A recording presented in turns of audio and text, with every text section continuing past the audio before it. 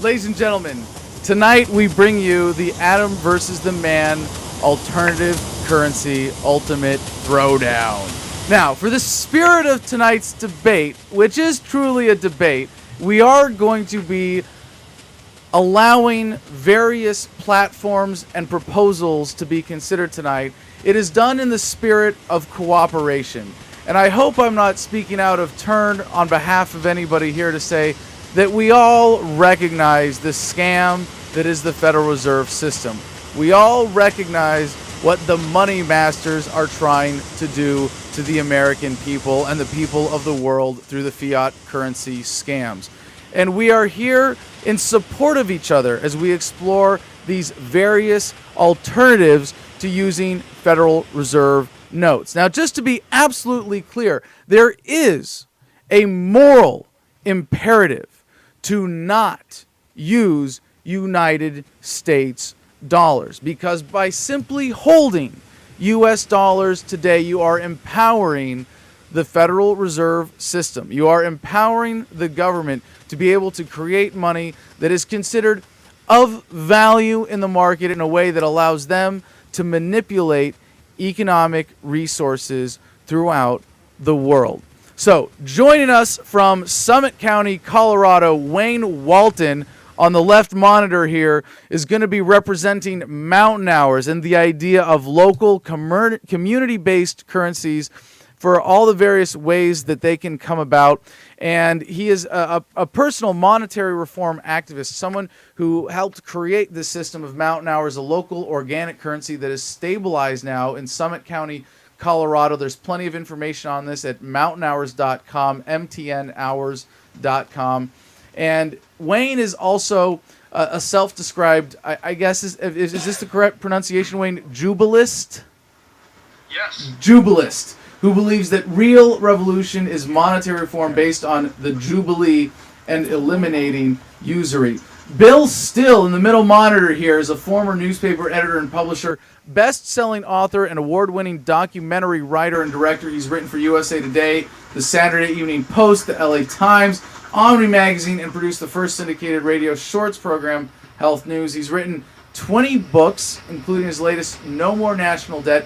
He's done 3 feature-length documentaries, including The Money Masters, one of the most watched films in internet history, and The Secret of Oz, winner of the best documentary of 2010 at the Beloit International Film Festival. Mr. Still, did I miss anything in your long resume of accomplishments there? We've got a little bit of a slowdown on the Skype from Bill. Looks like it's connection on his end, but we'll work on that. Charlie Shrem, join us, as you can see on the right monitor here, is the co-founder of BitInstant LLC and its current CEO. He's known on the Bitcoin forums as Yankee. I don't know if that's going to do you any favors here tonight, Mr. Shrem. He has over 5 years' experience working with startups and business development in the e-commerce industry. Along with Gareth, he founded the need for more secure, fast, and convenient way of transferring funds between and within exchanges. Living in New York City, he consults with dozens of businesses on how to manage their development, especially in the realm of adopting this new currency. Now, the spirit of this debate seems to be one of cooperation and seeking an alternative to the United States dollar. But there's one thing that's missing here tonight. So on behalf of agoristmetals.com, I'll be representing hard money. That's right. Gold, silver, copper, physical coins that you can own and hold in your hands. And it's important to note that tonight's debate is brought to you by agoristmetals.com. And you can see if you'll be convinced to never buy gold and silver from us ever again if these gentlemen do their job. But before we get into the actual distinct differences in these currencies, I'd like to give each of you a chance to tell us about how you got into this and why it's so important to be involved in the alternative currency movement. Wayne, we'll give you the chance to go first here. If you could, in just a couple of minutes, give us that introduction, please. Well, I woke up in 2008 and basically came to find that the United States went bankrupt in 1933. The gold that was turned into the Federal Reserve, And then from there, that opened up a whole process where for a while I was a gold bug. And after watching Mr. Still's documentaries, I became a greenbacker. And because I wanted to take action and implement something, I came upon Paul Glover's Ithaca Hours. And this is a way you can actually affect monetary reform without waiting for a vote. So basically, I've committed my soul to monetary reform because it's essential that we remove the money power from power so that humanity can evolve. And we're trying to get Charlie or Bill Still back on here. Is there, Charlie? Do we know what's going on with that? Charlie, working on the boards, not Charlie Shrem. All right, Mr. Shrem, if you would please give us that introduction to yourself in terms of how you got involved with these issues and why you think it's important to be involved in the alternative currency movement. Well, Hello. Can you hear me? Yes, go ahead. Hello. A lot of Bitcoiners fell into the Bitcoin rabbit hole last year when there was, about 2 years ago actually, when there was a big press speculation on a few different things that you can do with Bitcoin.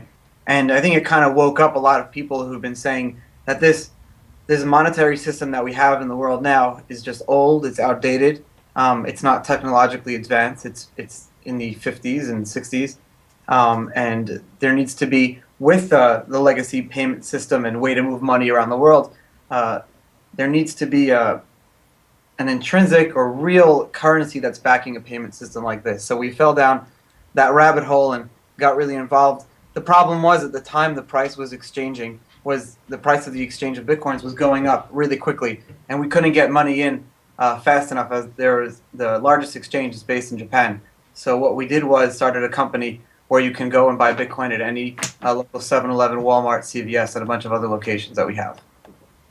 So, Charlie, what's the status with Mr. Still?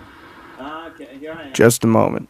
All right, Mr. Still, if you would please, go ahead and tell us, just by way of a couple minutes of background, how you first got involved with these issues of monetary policy and why you think it's so important to be involved with the alternative currency movement. Well, I got involved when I was running a newspaper in Northern Virginia in 1980, and I called me up and said, boy, there's no gold left in Fort Knox. And I didn't understand the story, but I wrote it up as best as I could and then tried to piece together what was going on later on. And the reason this is important is because it is the root cause of all of our, not only our economic problems today, but most of the world's social problems as well. And once we solve this, and only when we solve this, we'll be able to solve most of the world's hunger, poverty, misery, and disease. And I think that's probably enough for one lifetime. All right, now that we've got all three of you on, gentlemen, we'll give you the chance to make the case for what you're advocating. Take notes because there will be a rebuttal. Wayne, if you would please, what is Mountain Hours and why have you chosen this particular mechanism of supporting alternative currencies? Well, as you were discussing earlier, during monetary collapse, what they do have is time, and they resort to order.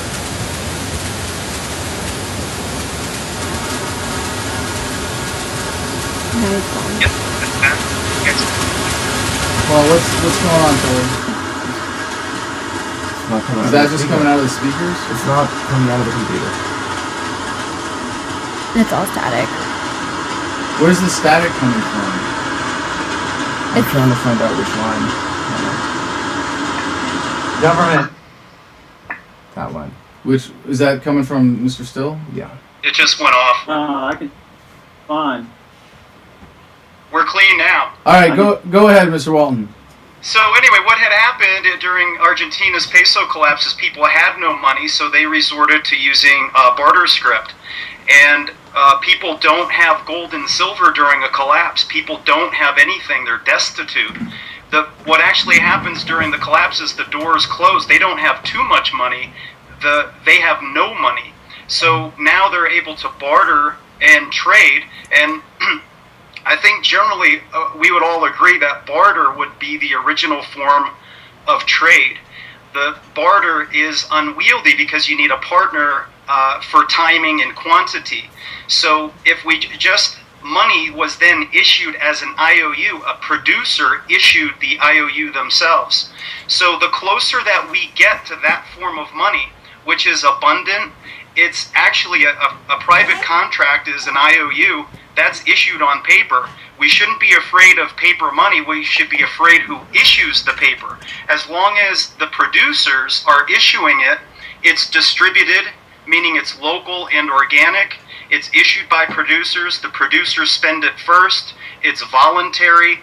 Mountain Hours fulfills all of those roles, and because it's issued without a debt or interest, it's also loaned without interest. So this is the currency that follows sacred economics, meaning that Jews, Christians, and Muslims for thousands of years all forbid usury.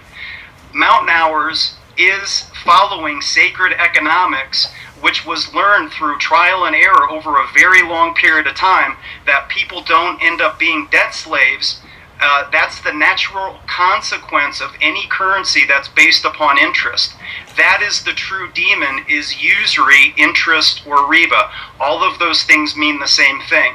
And because this currency is denominated, it's based upon time. Time is the only commodity that a poor man has the same amount as a rich man. Poor men don't have oil wells, they don't have gold mines, they don't have bitcoins. None of those things does the poor man have access to, but a poor man does have access to Mountain Hours. We've actually had End the Fed activists. I'm actually at a We Are Change Colorado house, and they earned Mountain Hours just for setting up and organizing an End the Fed rally. They earned currency because they could trade their time for the currency. That's how abundant money should be. And because we organize it locally, we can keep a handle on it so that there's no inflation. And in addition to that, we can trade these currencies internationally because they're all based upon the same denominated unit of an hour of time. That has a fixed value. An hour will always be an hour, whereas gold and silver and bitcoins, they all fluctuate. Well, you want to have a currency that's based upon something that's fixed, that you measure like an inch. And we live in a paradigm that we always have scarce money. And just as Bill still was alluding to, we don't have to live in scarcity. We should never run out of money, because the amount of productivity that we have is unlimited. Human productivity is unlimited. We would never say that we're going to run out of inches and we can't build a house. As long as we produce, we can always create more money to reflect that value. So I believe Mountain Hours encompasses all of those issues, and because of that, it's abundant, so it allows for us to create an abundant society, not a scarcity society that we have right now. Mr. Still, please describe the currency system that you're advocating. Yeah, well, I just want to disagree with Wayne Walton in the following points. None. I agree with him completely. I couldn't agree with him more. I mean, he's right on. His description of currency being capable of being in abundance instead of in scarcity is exactly right. His description of interest and riba is exactly right. I just take no issue with anything he said. Well, if you would please explain the system that you would advocate for as a government-controlled greenback type currency. Well, I think, yeah, I believe in debt-free government-issued money, but I also believe in complementary currencies as well. I think that's a safety net, and basically it goes along with my basic premise that power always needs to be deconsolidated to the maximum extent practical. How does your government-issued debt-free currency work? It works the same way it worked during the time of Abraham Lincoln. The government shouldn't. The government should be able to issue all the money that it needs without debt. And in your intro, you made a mistake that you made the same time last time I was on. That's the government does not create any money. That's what the mistake you're making is that you think the Fed is part of the government. The Fed is not part of the government. The Fed, and even then, the Fed is only creating money in. The banks create every dime in our system as an interest-bearing debt. The government does not create money other than coins, and that's a very small percentage. Thank you, sir. Charlie Shrem, now seemingly on a different page, how does Bitcoin stack up against these proposals? It's interesting that you mentioned Abraham Lincoln, because I think during the Civil War is when the South was printing so much money just to pay back the debt that was caused by the Civil War. But I really like mountain hours. I was actually in Summit County recently, and I think that it's a really cool idea. And the way it works is really smart. I have a few things that I'm concerned about. Is I just don't like the idea of a currency issued by debt. I think the second thing is that it's kind of hard to debate the fact that mountain hours are something that could be international and global, especially in the world that we're living in. Especially in the technological world that we're living in. At the end of the day, people want to pay with their smartphones or the simplest way possible and be able to send money around the world as simple, as easy, and as cheap and as fast as possible, because it shouldn't take 9% with Western Union in 3 days to send money to Canada or Mexico when it's right across the border. With Bitcoin, my argument is that Bitcoin has two sides to it. One is that people look at it as a currency. That's not the first thing you should look at it as, because there's something that gives Bitcoin value, and that's the uppercase B. The fact that it's that global payment system within itself. The fact that it's mathematically impossible for anyone to ever freeze your funds. Mathematically impossible for anyone to tell you that you can't pay someone else. It's mathematically impossible for someone to limit the amount of money that you're sending.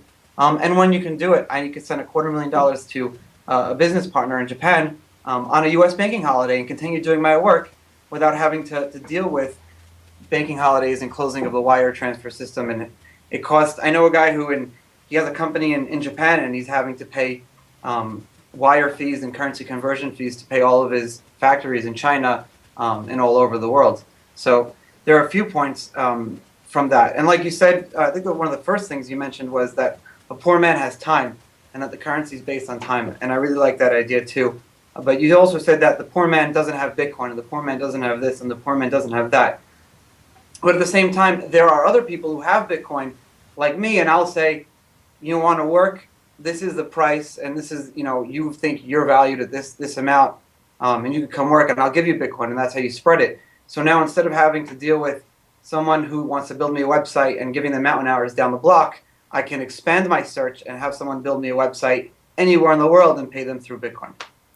Well, before we get on to the issue of the universalizability or the global potential for any of these systems, I want to address the issue of usury. And you, Charlie, were you saying that mountain hours was a debt-backed currency? No, I said I don't like the idea of a debt-backed currency, like the U.S. dollar and others. Okay, now specifically though, Wayne is saying that we should be eliminating usury, that there should be no fee for borrowing of money. Wayne, is that exactly what you're asserting here? There should be no fee for the issuance of the money or for the lending of the money. So, someone like if I have $10 and I want to loan someone $10 and say, hey, but if you're gonna have this for a year, I want some return on my time preference. The basic idea that I'm expressing money is a commodity. I don't need my money now, but you need it now, and it's worth more to you now, and it'll be worth more to me later if you pay me that interest. Shouldn't I have the right to charge someone interest for making that loan? Well, there's two issues. There's number one, this is I believe in voluntarism, so ultimately people can do what they want. But the issue is that we have to change our meaning of what money is. Money is our value. It's not someone else's value that we have to pay them to use their value. We have value ourselves. So we can issue an IOU ourselves. That's what money is. So we have to get out of this paradigm that we believe money is a commodity, when in fact money is just an IOU. It's a private contract. So as long as we're ultimately, in order for me to pay that loan back, I would have to produce value. So if I was going to produce value anyway, then I could create the money myself. Charlie? I don't understand how you're saying that self-issuing money and IOUs are not debt. You're issuing your own money. You're basically taking on your own debt because you have to be paid back. And what's to say that I can't issue the most amount of money that I want? I'm in this city. I issue IOUs to everyone. I give everyone all my IOUs, and all of a sudden people are trusting me. And then I pick up and go to the next city and I change my name, and all of a sudden I screwed everyone in the city before and I start all over again. Yeah, well, I'm describing what money is. Money is, ultimately money is an IOU. That's how it was issued. Within Mountain system, we issue it as a credit because the business creates the value first. The value in Mountain so in that paradigm was described with the IOU, the money is issued first as an IOU, then the value is produced. With Mountain the issuer, the value is created first, then the currency is created. So that's the difference with Mountain is it's created as a credit. Charlie? No, I'm playing out realistic scenarios in my head of how Mountain would be used in an economy, even a local economy, where you have, unfortunately, people who commit fraud and people who commit illegal acts, and I'm all for self-regulation, of course, but at the same time, I just think that issuing IOUs, those IOUs are then passed on to someone else. So if I have someone and I say, please clean my garden or plant flowers, and I'll issue you an IOU for 2 or 3 Mountain or IOU hours, let's just call them, and then someone else can take those IOUs. Can someone else take those and reuse them? Are IOUs transferred? That's what money was originally. Yes, the IOU could, let's say, for instance, I was a wheat farmer, and you produce bread. Well, you can produce bread all year long, but I can only produce wheat for the summer months. So, however, I need to feed my children. So I would issue you, I'd want to execute a barter with you, let's say a loaf of bread in exchange for a bushel of wheat. So I would issue an IOU to you that I'll deliver a bushel of wheat upon the harvest. That way I would trade my producer. I'm a producer. I issued an IOU to you. I get your loaf of bread. I feed my kids. You have the IOU that you could turn around and you could use that to go buy a hat or something from another producer. So ultimately that IOU would come back to me at some point and it would be redeemed. So it comes down to the issuer must be honest. It's a private contract, and it's essential in any society to be moral that you have to have people honor their contract. It's the most basic tenet of a responsible society. So the more local and organic this is, the more you're able to keep a head on that. So, I want to express that we don't do this with Mountain It's not issued as an IOU. It's issued as a credit after the value has been produced in advance. Charlie? So you bake my bread for a whole season, and then you decide to give me all that bread and everything, and then once it's my turn to give you all the wheat that you need for you and your family, I say, sorry, I just don't want to do it, or I get up and leave. What happens then? Well, again, we're not describing Mountain right now, but if that were to occur, in any society, you're always going to have miscreants or absconders, let's call them. Ultimately, those people would be removed, they would be separated from society, that you would no longer accept their IOUs, just like, you're always going to have people in any society that break the rules. So you can't just assume that that's what everybody's going to do. You can't have a system based upon that. When money is made to be abundant and you have an abundant society and people are doing what they like and they love for a living, they produce and they fulfill their IOUs. People are normally good, and that's their natural nature, is to honor their contract. We live in a scarce society now, so it's hard to kind of believe people that will fulfill these contracts. But ultimately, with Mountain Hours, we issue the currency in advance so that, let's say, for instance, somebody did leave our barter network. The currency that was issued upon their value still circulates even if they leave the network. So it doesn't matter if any particular individual leaves, or there's sometimes you can't fulfill your IOUs based upon weather or health or a variety of other reasons, not just because they're of a poor moral value, let's call it. So Mountain Hours alleviates those issues because the currency circulates irrespective of any particular producer leaves the network. Mr. Still, welcome back. If you would, please, we're getting into some of the more specific comparisons of the advantages and disadvantages of these various systems.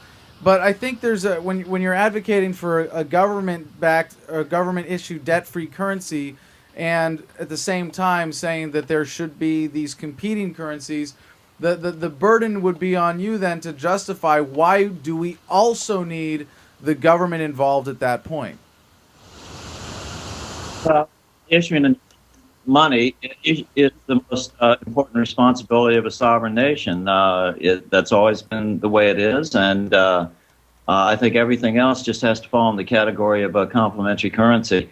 I think there are also plenty of ways to do this, and any one of them is going to be far superior to the debt-based money system that we have today. So. I'm really not the expert in comparative economics. I'm more the historian of this crowd, and debating the minutiae of which one of these other systems is better than the other is beyond my expertise. Well, in the case of the currency that you're advocating, historically it's been a challenge for competing currencies to even have the opportunity to exist when the government is issuing a fiat currency, right? There's always been an interest in whoever controls that fiat currency, and I suppose in the system you're suggesting this would be fundamentally different, but that there would be an interest in keeping competing currencies from existing because it threatens that monopoly. If you have competing currencies, wouldn't the government fiat currency quickly lose out to things like Bitcoin or Mountain Hours? I have trouble talking to you when you don't understand the basic assumption of how money is created in the United States. The government does not issue fiat currency. Banks create all money with the exception of coin. Well, no, I'm talking about the system that you're suggesting, a government-issued fiat currency, or that would not be debt-based. Uh-huh. So what would prevent competing currencies from simply immediately causing the people to abandon a government-issued fiat currency in place of these alternatives? Well, if that was the case, that would be fine. But all of these competing currencies, typically, I can't imagine an example where it would have a higher cost of use than the ubiquitousness of a debt-free government-issued money. If that was not the case, and the competing currency could circulate with less cost of use and more freely, then fine. That would be fine with me. Mr. Walton, Mountain Hours. Obviously, there are some disadvantages to having a physical paper currency compared to what we see as an obvious advantage of Bitcoins being digitized and international and seemingly better poised for global adoption. What can Mountain Hours do that Bitcoins can't? Well, with respect to the virtual aspect, it is possible, and it's already being done with some local currencies such as the Bristol pound. The Bristol pound is a local paper-based currency that's both physical and virtual. And I might add, they can have text payments, and the mayor of Bristol is actually taking his pay in the form of the local currency. So that's the next step for them to actually be accepting some of the taxes in the form of the local currency. So that is that's very heartening. One of the primary things that will create abundance and a complete renaissance for humanity is once we start loaning our money, H-O-U-R, without interest. That removes 20 years from a 30-year mortgage, and it creates a paradigm where, people are, if you were to get a house, say at 25 years old, you have your house owned free and clear by age 35. So you create an entirely different paradigm where there is no national debt, there is no public debt, there's no private debt. Humanity, at that point, people will be able to work within the vocation of their passion instead of doing these soul-stealing jobs such as working at the TSA or any other myriad of ugly, disgusting jobs that people just don't want to do. There's approximately 40% of everything that we pay for is based upon usury at some level of the economic system where people are paying interest at various levels of the production cycle. So usury-free is the way that we create abundance for humanity. And because bitcoins are based upon a commodity, they can't be issued and loaned without interest. So I would say that's, and it's scarce. So because by virtue of it being scarce in the first place, it's not really fundamentally tackling the problem that we have right now. Right now, Federal Reserve notes are scarce already. That's the reason why people are getting foreclosed on. The defaults are built into the system because Federal Reserve notes are already scarce. For us to adopt a currency system such as gold, silver, or bits that are even more scarce, plays into the hand of the people who want to engineer defaults and foreclosures, bankruptcies, and loss of sovereignty. That's what the private bankers want, is for us to default and to be debt slaves. That's what we are right now. So I believe in my soul, deeply investigated this, is that 1,500 2,000 years of usury-free economics is what's necessary for humanity to have massive, massive abundance. Thank you, Wayne. Do we have any questions from the chat, Carrie? Yes, Liberty Panacea has a question for Bill Still, which is, would there still be legal tender laws in your preferred form of currency? I'm not sure about that. Certainly, in order for a national money to be national, it has to be good for the payment of taxes. Now, whether that involves legal tender laws by necessity or not, I'm not sure. Okay, and then also, if we switch to a public debt-free fiat currency, what is going to stop government from enacting a huge amount of programs and enacting extremely high taxes? Well, in a rightly composed debt-free government-issued money system, you don't look at taxes as for revenue production. The only reason taxes would be necessary would to take money out of the system should inflation arise. But as Wayne pointed out, we're not in the hyperinflationary scenario here. We're in a scarcity scenario, and so the only inflation that there is that which is created by the Fed and their QE artificially pumping money into just one section, the top 1%, the financial section, and them being allowed to play in this giant worldwide casino called the derivatives market. Charlie, when people say that bitcoins have been hacked, what is your response? Bitcoin is an open source protocol. It's never been hacked. Bitcoin exchanges who operate their own security have had their wallets hacked just because their passwords may have not been strong enough.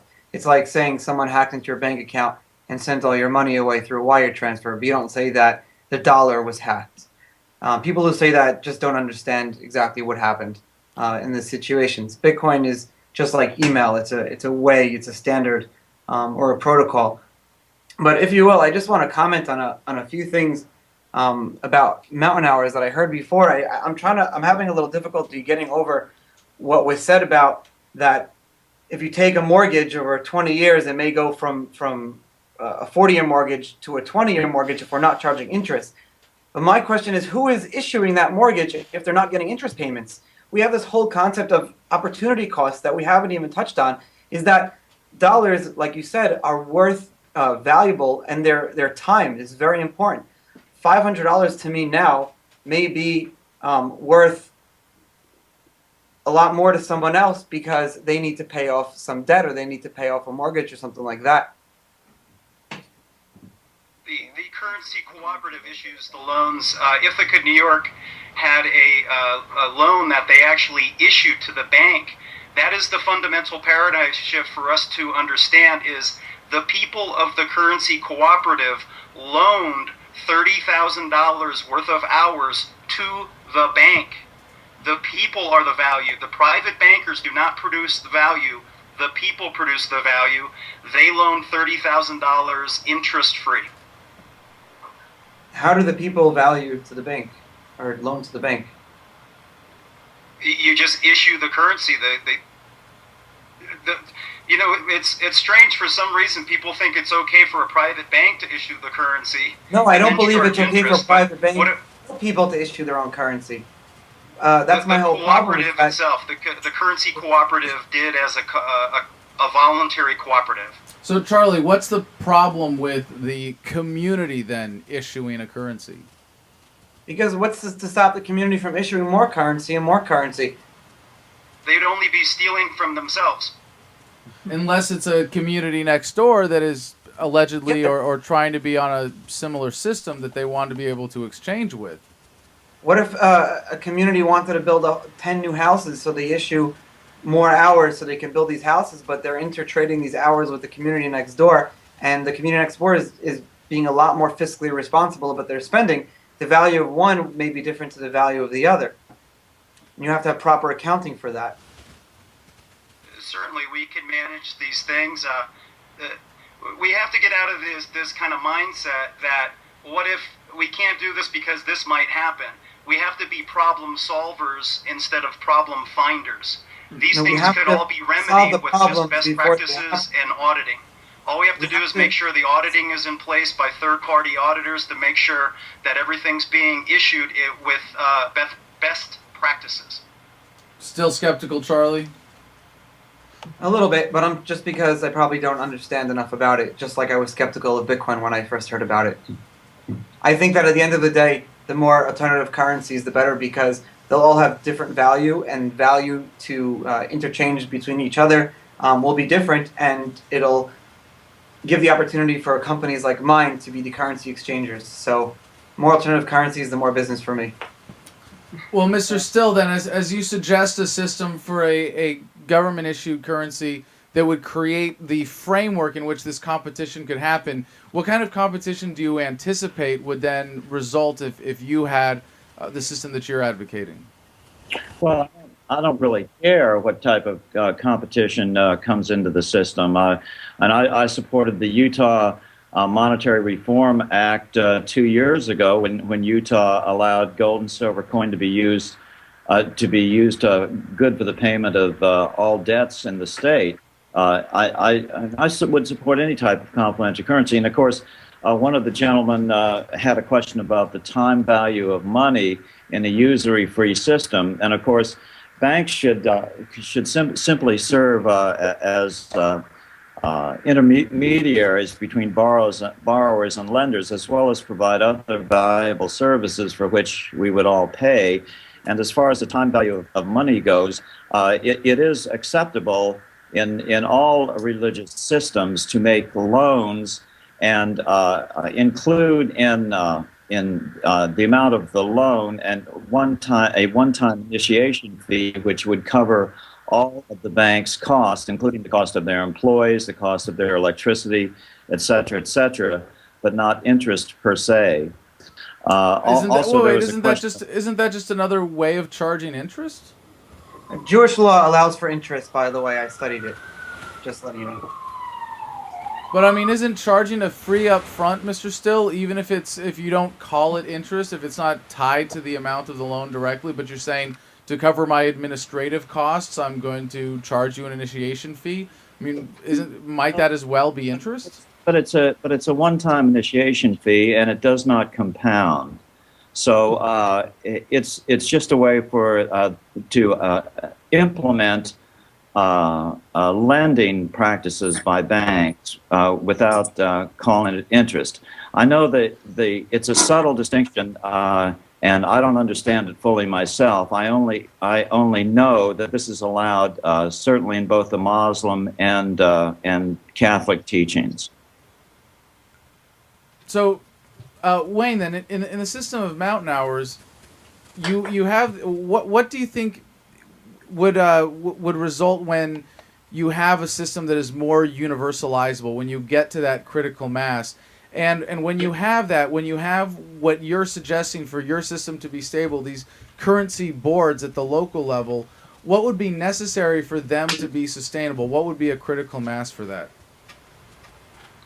I've just finished writing a book. It's called Our Money Jubilee, and it gets into the details of basically setting up a best practices national group to oversee audits of the local systems to make sure that they're following best practices. At that point, each of these hours denominated systems can exchange in the same way that you have timeshares, for instance. So you're just setting up an international barter network based upon time unit of value, and basically you can eliminate all currency exchange fee parasitism. So basically an hour everywhere on the planet is the same. So it's just a matter of us setting up the database, issuing the paper slips, and all of us agreeing to participate. And the benefits are massive for this. Just as Bill Still alluded to in the beginning of this, everything, the love of money is the root of all evil. The true sovereigns on planet Earth are governments. Are not governments, they're the private bankers. The private bankers, or the money power, or mammon, that is the true power on the planet, and they rule the planet through usury. And the means by which that we get rid of that system is when the people choose to adopt a currency that serves them rather than dominates them. So we can do this. It's just a matter of us to dedicate as much time and energy to this as we do to the phony election process. Instead of focusing on phony politicians that are merely the administrators of the tyranny of the private bankers, if we focus on this for a short period of time, I'm saying within 6 months or a year, if we truly focus on monetary reform and stop using their money, we can use our money to create our own sovereign, abundant future. Well, as Charlie pointed out, there's certainly the potential for conflict between competing local systems, just one community or one town right next door to another having a different standard. You're saying that eventually there will be a universalized system of that. But if that was the case, why not take advantage of the system like that Bitcoin has set up, where you start with a universalized standard? Why not start with, instead of mountain hours, just the hours currency, and you have you start out with these universalizable standards so that you don't end up with these conflicts, and you start with something that is immediately adaptable without the buy-in of any individual community, but just individuals in that community wanting to sign on to that currency, as you have with the advantage with Bitcoins. I don't have to wait for anybody else in my town to start using Bitcoins to get a wallet and to get plugged in. But if I want to start using an hour-based currency, either I have to start one myself or I have to wait until it's actually viable in my community. Why don't you have it set up with that universalizable quality built into it? Well, Well, this will be a franchisable system. That's what I'm getting into with the book. We've set, just last year, we set 5 of these up across the country, as you know already, Adam.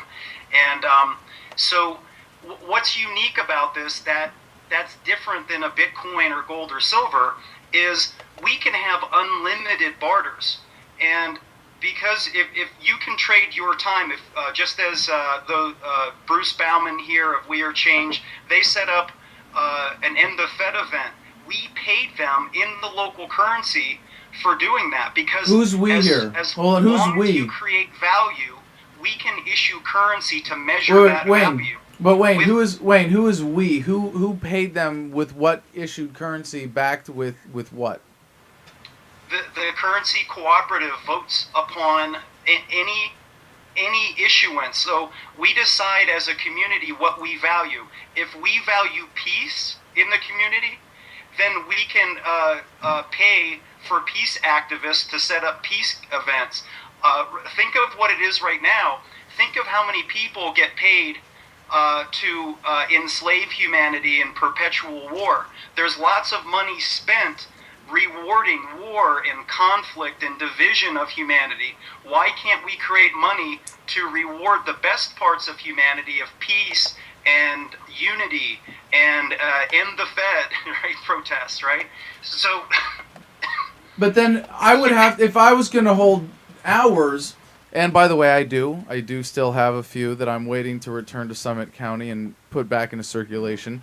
But if I were to hold a significant amount of hours, and I would then have to trust every currency board in the country to agree to what their standard of what is good and what is righteous and what they want to honor. And I really like this idea that if someone in a community is going out and is going to put on a protest or put on an event and you want to be able to compensate them, it's a great mechanism for the community to be able to say, we're going to fund this. We're going to issue a currency, and we are going to honor that currency. So when the people putting this event on need to take the time away from whatever else they're doing to put this on, they can still afford to eat and pay the rent and so on.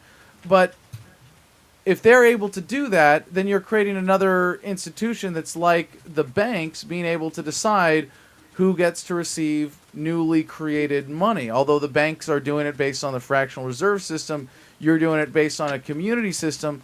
But either way, it's a collective where I, as someone who holds hours, then have them devalued by proportion and circulation, if you're issuing more, to whatever the pet project of this currency board would be. Well, one of the things there is, like, you have the commodity view of money, that you have this lump of gold, and if we create more lumps of gold, we've devalued the other lumps of gold. A better view of this is that if we create more inches, we don't devalue the other inches. And that's what happens with, or another view of that is if there's a football game and the capacity of the stadium is 100,000 seats, as long as I can create more tickets, as long as I don't create tickets in excess of the capacity of the stadium. So we should consider the capacity of the stadium the productive value of the community. As long as we produce more value that we believe in, then we can create more money. So the creation of new money doesn't devalue the existing money as long as new value is being created. The community cooperative decides what it values, and then it creates currency to, if that value is created, when that value is created, then currency is issued to measure it. So the way that we make sure that you don't get stuck, you know what I mean? Because obviously we don't want you to get stuck, and we don't want anybody else to get stuck. You know, it's in our common interest as a community to make sure that that's a better way to view this, is that the highest mission for a community to make sure is that their currency is valid. Because, say for instance, in Summit County, we have a very, very short growing season. If we issue our currency, it will no longer be accepted down in Denver where they have a longer growing season. So they wouldn't be accepting our paper, our money any longer, right? So it's essential for us to maintain our integrity of the monetary system. It's the most high order thing that we do.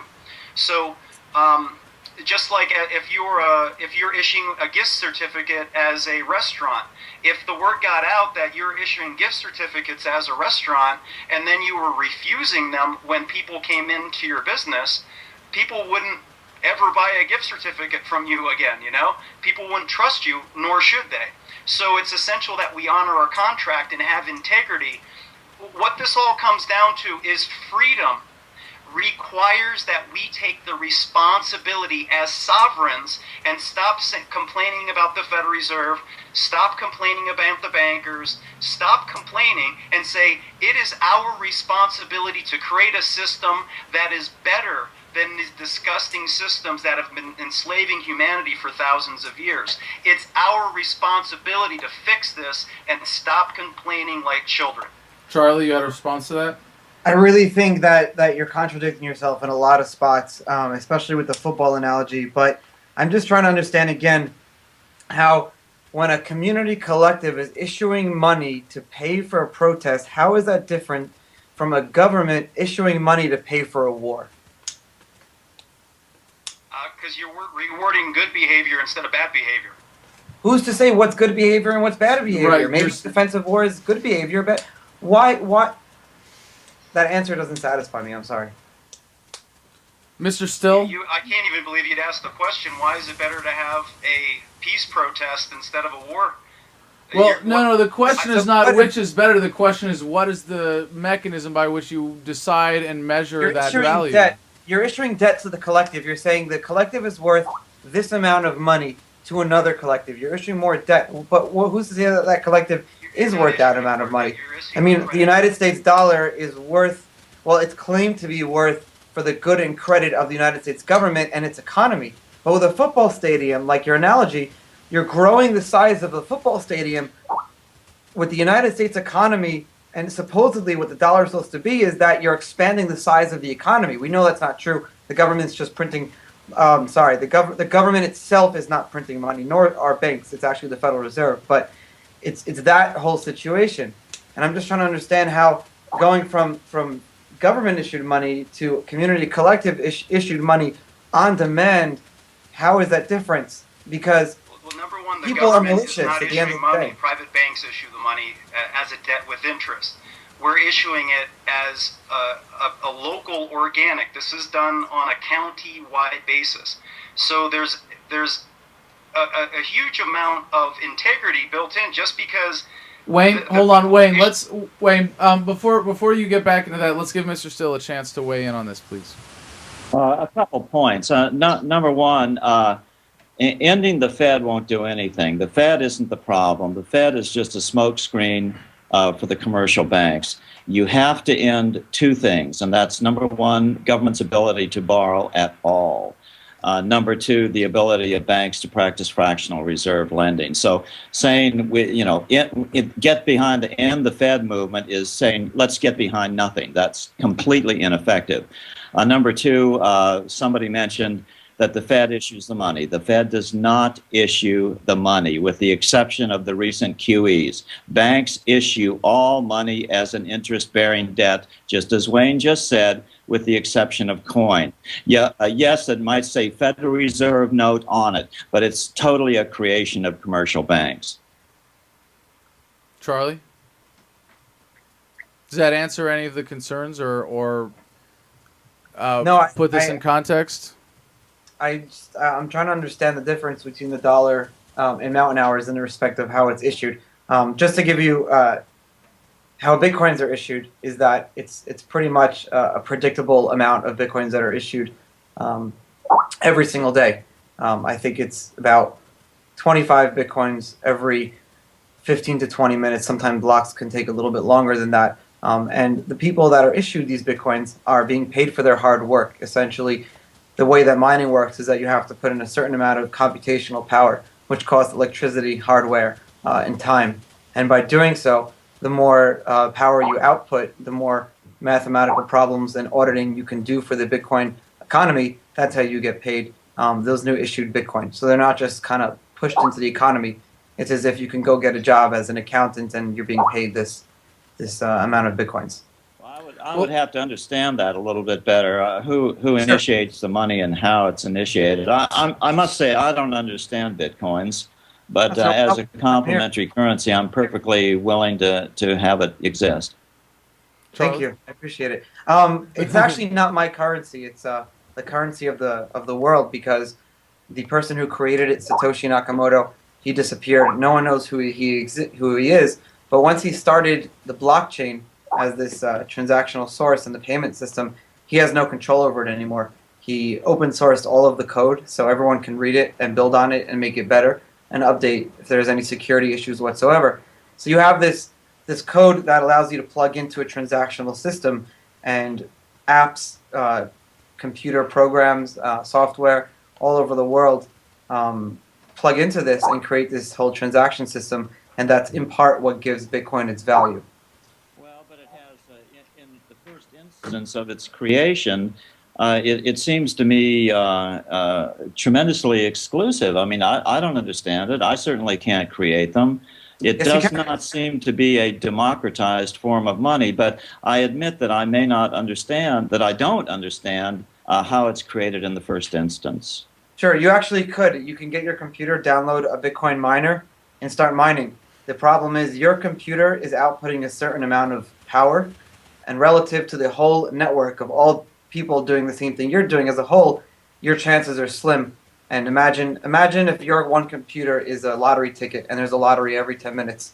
The more computing power you have, the more money you can put into computers, the more lottery tickets you have, the more of a chance you have of getting a piece of the new issued currency. And so then this is a technological plutocracy. I have to look up the definition of that, but I assume if that's what you say it is, it is. Well, how would you define technological plutocracy, Mr. Still? Well, plutocracy is exactly what's going on today. It's essentially rule by the rich or rule by banks, and so this would be a computerized technological plutocracy, ruled by those who have computational power and the expertise to do it. Charlie? Yeah, but you can go and buy Bitcoin for the same amount, the value of it to the dollar, or you can go work and get paid in Bitcoin the same way. Just like no one's handing out free dollars, but if you work for the government, you'll get paid in their government-issued money. Well, yeah, but I mean, this certainly for the bottom 25% of, or the bottom 50% of the world population, they would be totally incapable of creating Bitcoin. The 25%, or the percentage you just said, is not going into the mines of South Africa to mine for gold either. Nor are they manning the printing presses wherever the money's being printed. Okay, well, I'd have to think about this. I hate to say things off the top of my head because I like to think things through. Sure. But those are basic things that concern me. Carrie, do we have any more questions or challenges from the chat? Let's see. Someone has a question about if the Federal Reserve is irrelevant, then what about the Bank of International Settlements in Switzerland? They control and make the rules. There's a general question for the panel. If a currency like the US dollar right now becomes the global currency standard, okay, question for Charlie. They just wanted to comment on the exponential rise in Bitcoins right now. There's been a lot of amazing news surrounding Bitcoin and what's been going on with it lately. Today, actually, Reddit.com has announced that they're accepting Bitcoin as a payment option in addition to credit cards. A beautiful thing of WordPress announced a few weeks ago where they're also accepting Bitcoin for payments, and they cited something very interesting. Someone asked, well, why accept Bitcoin? What's wrong with credit cards or PayPal? And they simply said, well, PayPal blocks over 60 countries. And they don't think it's right that a blogger in Syria can't pay to blog about what's going on in his country. And they don't think it's right that a government can say that people in a certain place can't pay or use the financial system. So that's been part of it. Also, a bunch of companies have been getting a lot of venture capital lately. There have been a lot of amazing interest in Bitcoin. And the more that people buy, the more liquidity in the market, the more money is being pumped into the market, the more valuable it is, and the price goes up. Supply, demand, and speculation. Mr. Still? Yeah, if as you're implying here, Bitcoin is actually a democratized form of money, then I'd be all for it. I'm all for any form of truly decentralization of all power, political and financial. Yeah, the goal of Bitcoin was actually, it's interesting, many people believe that government and possibly even something like collectives or banks shouldn't have the fiscal responsibility. That if they're not going to be fiscally responsible, you need to take monetary and fiscal policy out of their hands and back in the hands of the people. And that's why Bitcoin was created. Well, if I may weigh in here for just a minute on behalf of the metals side of this debate, it seems that there are very legitimate problems that all of these currencies are trying to address. And all of them have their strengths and weaknesses. But when I hear things like, well, we're going to eliminate usury.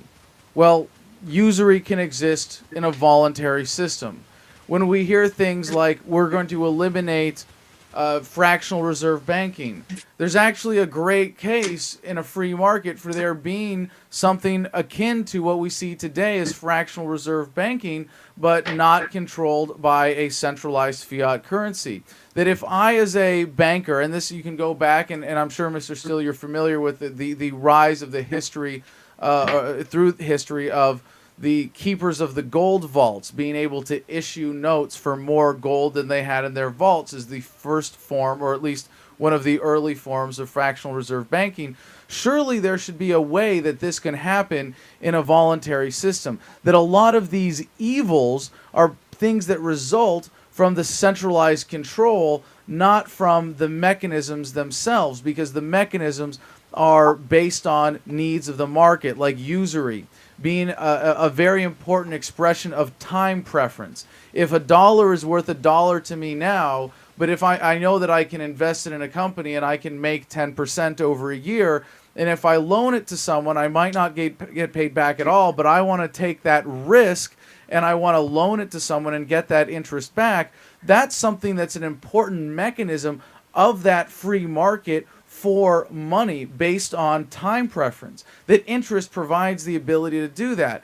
Now, Bitcoin as an independent currency also provides as something that is much more concrete in its form of value. It's much less subject to the whims of a central authority, and that's one of its distinct advantages, being decentralized and digitized.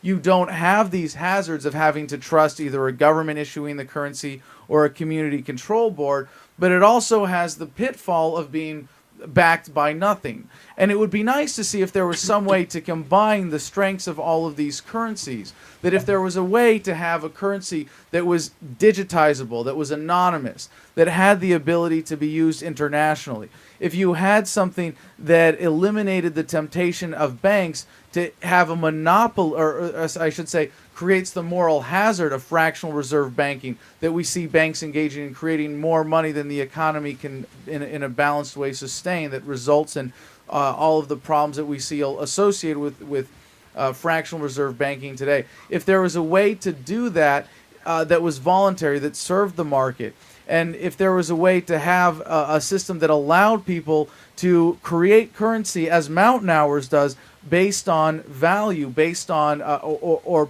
created value at the community level, what the community values, that there would be a way to reward those things.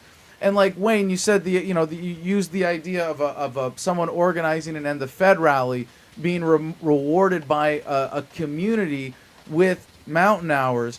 There's clearly ways that we can do that already, and you're up against Indiegogo and Kickstarter and all these alternative free market mechanisms that are coming up to address these concerns. All of these various alternatives have their strengths and their weaknesses. Clearly, all of them beat out the Federal Reserve because they're not based on some central vicious exploitation, be it, Bill, as you say, through simply the smokescreen. that is the Federal Reserve for the real banking powers. But gentlemen, if we could combine these basic strengths, if we had built in to a gold-backed currency or perhaps an alternative commodity-backed currency, Wayne, couldn't we still have systems by which we are able to reward such efforts as you suggest without having to rely on a community-backed currency board? Mr. Still, couldn't we have fractional reserve banking under a gold-backed currency if it was entirely voluntary? And Charlie, couldn't we have these advantages of Bitcoin in a system where the currency was, instead of being backed by what many people object to, the idea of cryptography backing it up, having some, if not gold and silver, some basket of currencies? I'll give you gentlemen each a chance once in order to respond to those concerns. We'll take one more chance for questions from the chat and then give you each a chance to wrap up. Wayne, if you would first, please. I think the question was based upon how could we do the same thing with gold and silver to reward the organizers of the End the Fed event. Obviously, some benefactor could do that, but what it comes down to is, in order to have a gold and silver system, is you have to have money in the first place. You already have to have the wealth in the first place. So it ends up being a controlling system by being dependent upon this commodity that's unnecessary for sustaining life. So let's not worry about the currency, and let's just create the value. And if an individual creates the value, and we all agree, having educating people about the corruption of the monetary system and organizing an End the Fed event, that's valuable. So we issued currency after they held the event. They already created the value. We then issued the currency to reward that value as a credit. So that couldn't be done. You can't. Nobody needed to have gold and silver in order to reward that value, because and that really gets down to the paradigm that we have right now, is that Federal Reserve notes are scarce right now. Why would we want to go to something that's even more scarce than Federal Reserve notes in the form of gold, silver, or bits? So what we need is abundant money, but not money that's more abundant than the value that's been created. We don't want to over-issue the currency. So that's the paradigm shift, is to realize that for our entire lives we've always lived with scarce money because we lived in a usury system. Any usury-based monetary system, our debts will always exceed the money supply. It's a mathematic fraud. That's the real reason why usury is the problem, is it creates contracts which are unpayable. And it's not just, what we want to eliminate is the force of government and the fraud of usury-based contracts, because usury creates a mathematic fraud the same way a Ponzi is a fraud. In either one of those paradigms, it creates victims with certainty. Mr. Still? Oh, well, you mentioned that gold is a money that serves the market. And, of course, I wonder what you mean by serving the market, because to me, money should serve the public interest. And certainly in today's world, the market does not operate in the public interest. Gold is a scarce form of money that's easily controlled. That's why bankers throughout the 1800s attempted to force America onto a gold-only money system, even going so far as to legally forbidding the minting of silver dollars as a complementary currency, because silver was in plentiful supply at that point. We were on a gold-only money system during the Great Depression of the 1930s. We were on a gold-only money system during the even greater post-Civil War depression, which lasted for 30 years and reduced the amount of money in circulation by some 84% during those 30 years. So any type of commodity-based money is highly manipulatable. Even a basket of commodities. In order for a currency, a sovereign national currency, to serve the public interest, it has to have two characteristics. It has to be valueless, and it has to be ubiquitous. So that's really all I have to say about it. You know, currencies that a currency must serve the public interest, not the interest of the so-called market. Charlie? Why was it said that money is scarce, dollar bills are scarce, when the money supply, I think, has gone from like $400 billion to over $800 billion in the past since the year 2000. There are over double the amount of dollar bills in the economy right now in circulation. So I don't think that dollar bills are scarce. I do think, though, and I disagree. I think you're with what you said, that money shouldn't be something that is a commodity. My argument, or some of the things that I don't like about, not to say that I don't like mtnHours, because I think it's an unbelievable idea, but I think some of the downfalls of it is that the fact that it represents hours that aren't that you can't commoditize, that they're an asset that can't be, because a janitor's hour is not as valuable as the hour of a doctor. I know hours are 60 minutes, but the hours traded like that. There's a free market for the value of the hours. I think that it gives the idea to widespread fraud and corruption by the issuing entity. I also think that there probably isn't enough. I don't know how much is in circulation. Maybe like $50,000 worth, when there are over 21 million bitcoins that are going to be in circulation. And in the dollar equivalent right now, it's over $300 million just in the past 3 years. So it's like kind of the opposite of what you're saying is what's actually true.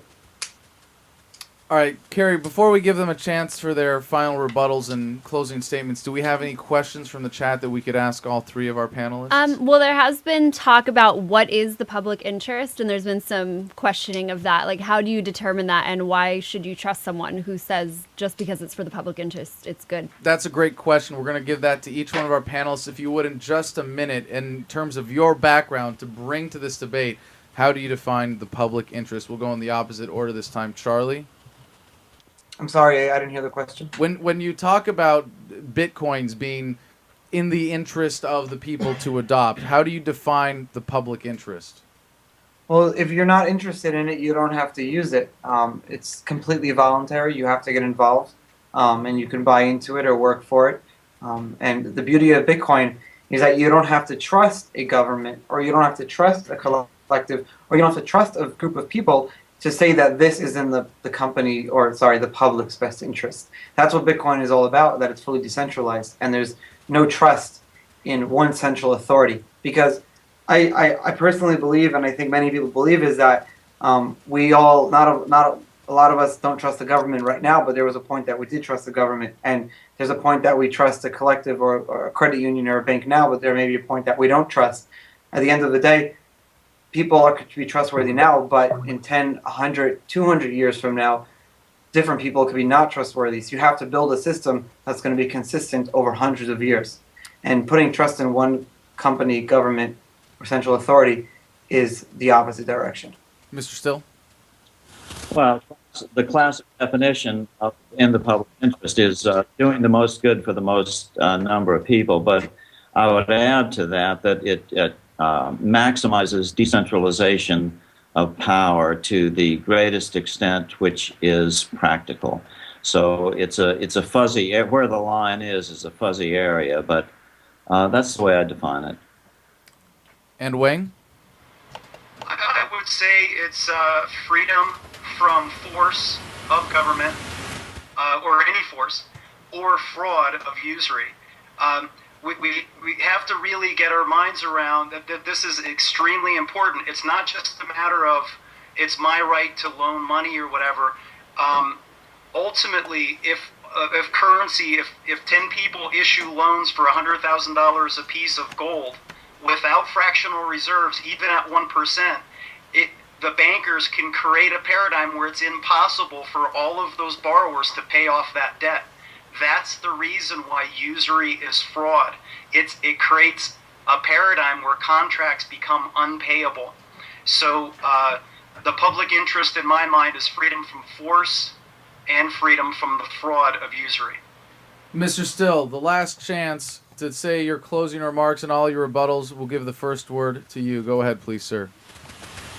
Well, if money is created in the public interest, it's the most important power of a sovereign government is to issue the nation's money and control the value thereof. That's basically the wording in Article 1, Section 8 of the U.S. Constitution.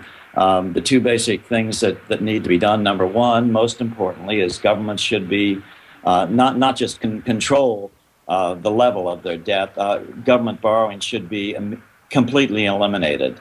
If governments could not borrow, then they would have to face the wrath of the voting electorate immediately, because they would have to raise taxes on people immediately to cover their spending, their overspending. So I really don't think that you can have any significant reforms until you eliminate the ability of governments to borrow. That's the most important thing to me. Number two, you have to eliminate the fraud of fractional reserve lending on the part of private bankers. And you have to have a general atmosphere amongst the people, understanding how money is created. And we've seen this misunderstanding demonstrated right here on this show. The government does not create the money. The Federal Reserve does not create the money. The commercial banks create all money as debt, with the exception of coins. And we heard another argument that the increase in currency, about the increase in currency. Currency is a very small proportion of any national money supply. Almost all money, is certainly over 90% in every nation, is credit money created by commercial banks. Mr. Shrem, your final thoughts. I agree with everyone. I think we all agree on the same thing, that people need to better understand how money is created in their specific country, because in all countries it's different. I think that governments need to spend a lot less, and there needs to be a lot better fiscal responsibility, transparency. And I do believe that competition is a good thing. So having competing alternative currencies is something that's great, and having currencies that are fiat, sovereign-based, and alternative currencies that are decentralized could coexist and work together, and have value to each other, different ways around the world. And Mr. Walton, we'll give you the last word of our esteemed panel tonight. Go ahead, please. Well, I want to thank you guys for hosting this. This is essential. The most important issue for people to understand is the monetary system. And I want for us to kind of raise our game and to challenge ourselves to go higher. And what we commonly think is that we have to go through this massive collapse and this calamity in order for the sleepers to come to their senses and start listening to us aware people. All we have to do, the entity which controls the planet, the private bankers, it's a very small number of people. By controlling the monetary system, they control all the governments on the planet. It's just a very small number of people, and they do it, and they have scarce money. Federal Reserve notes are scarce. That's the reason why foreclosures are so high. Is because there isn't enough money in circulation to pay all the debts. So by creating a greater system of rewards, when we reward people for good behavior, they will gravitate to our side. We can basically buy their allegiance, and this was what was done during ancient history, is through a universal debt jubilee, is to, rather than focus on what divides us, let's focus, as we are all debt slaves, let's focus on emancipating ourselves, buy each other's allegiance, let's forgive our debts, unify, and under a new currency system that creates greater abundance than the dominant system. By doing this, we don't have to go through a collapse. We can bottom out right now. If we were to just snap our fingers and tomorrow commit to using a different currency that was more abundant and served humanity rather than enslaved humanity, we can have victory very, very quickly. We don't have to have a collapse. We have to get out of that mindset that they are all powerful. It's just like the Wizard of Oz, just like Bill Still's book. It's just a few men behind a curtain. We don't have to be afraid of them. Well, gentlemen, it's been an honor to have you on tonight, and I just want to say it's great to see that this conversation is even possible, that those of us who see the problem, who want to escape the exploitation of the current monetary system, are able to have a conversation like this. We're able to put our heads together, and one way or another, the days of the Federal Reserve note are numbered.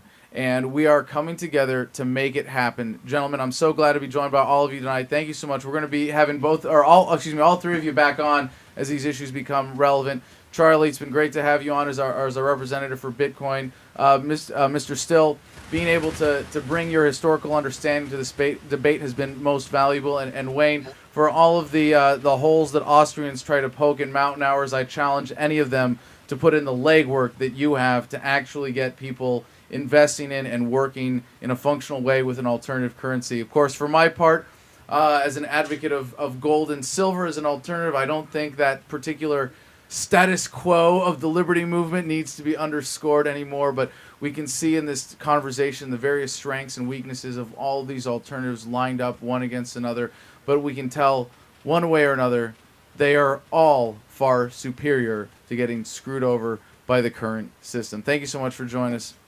And we're going to be doing more of these in the future. All right. Whew. We made it.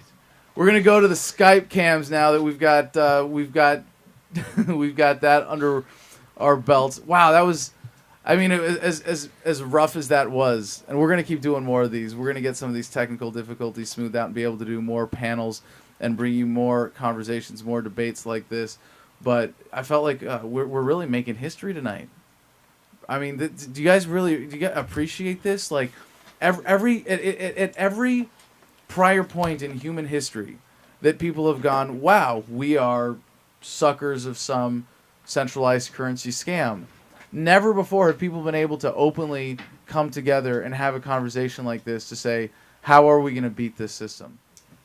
So what do you think? You want to weigh in on this?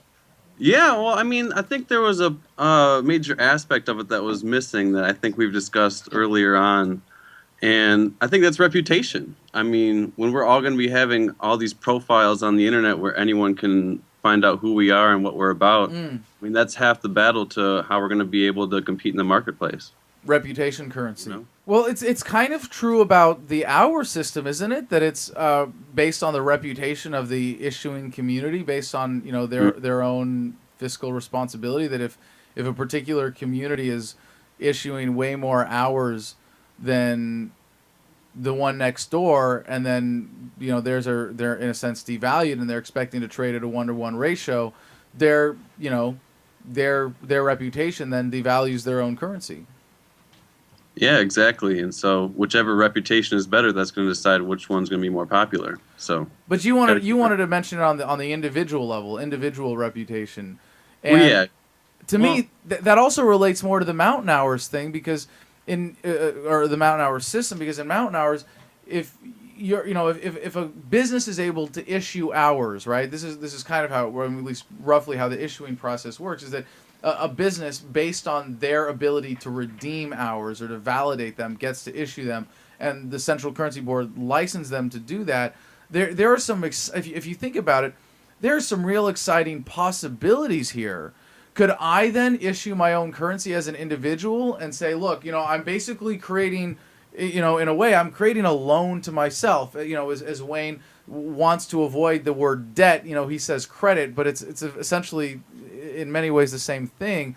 But I'm creating a credit for people that I'm gonna create a bunch of Atom hours, and basically I'm gonna say, here, look, I'm gonna give you 1 Atom hour for this meal at a restaurant. Like I need to eat right now, and I don't have any money. I'm flat broke. I'm screwed. I don't have any money. Will you accept an Atom hour? And based on my personal reputation, which perhaps you could look up some way digitally, you could say, you know what, Adam? Your hours just aren't worth that much. You're a lazy douchebag and you never get shit done. And, anytime someone asks you to do something, they got to tell you a dozen times, sorry, dude, like, we'll take your hours, on that, and we'll put them in the system here, and, we'll have some way of exchanging them and, whatever, having them in proper circulation. But you know what, Adam? Your reputation sucks. Your hours aren't worth as much.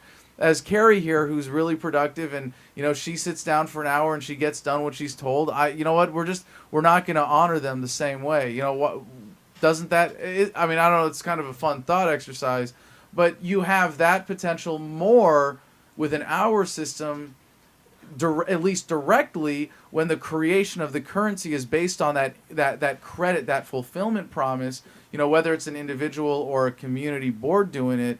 In a way, reputation seems in heightened relevance in that system compared to, of course, it's always relevant trading with anybody, and whether it's gold, silver, mountain hours, or dollars or bitcoins. But doesn't that make reputation more relevant in that system? Hell yeah!